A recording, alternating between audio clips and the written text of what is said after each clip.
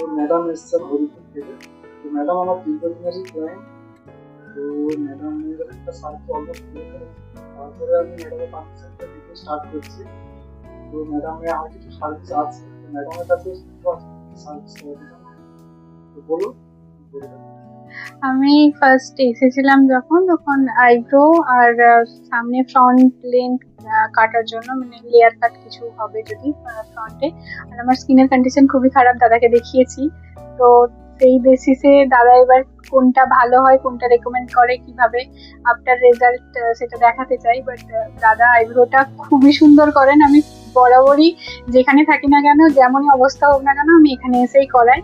তো তারপরে এগুলো আমি ফার্স্ট টাইম করছি, তো দেখা যাক এরপরে কিরকম কি রেজাল্ট আসে।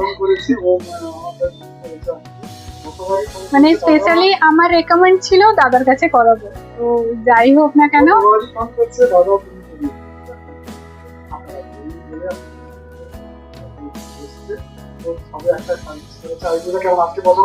খুবই সুন্দর হয়েছে, প্রত্যেকবারের মতনই সুন্দর হয়েছে। এবার বাকিগুলো কেমন হয় তোমরা দেখবে, অবশ্যই দেখবে এবং চলো হ্যাঁ।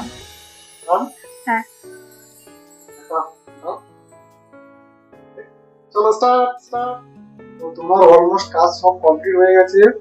তুমি বলো তোমার মানে যে যে মানে তোমার ডিমান্ড ছিল, যে তোমার স্কিনে ওপেন কোর্সের সমস্যা ছিল তুমি বলেছো, এবং তার সঙ্গে তোমার স্কিনে ট্যান পড়েছিল, রিঙ্কেল এসেছিল।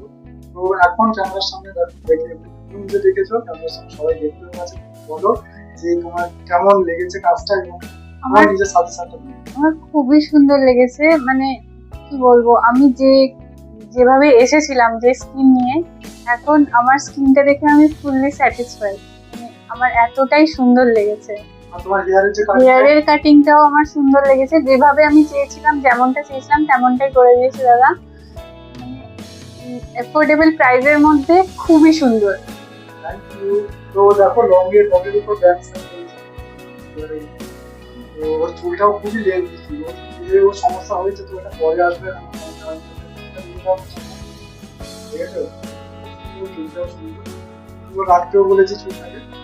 চলো আর টাটা করে দাও তাহলে। টাটা। থ্যাংক ইউ, আবার আসো। হ্যাঁ।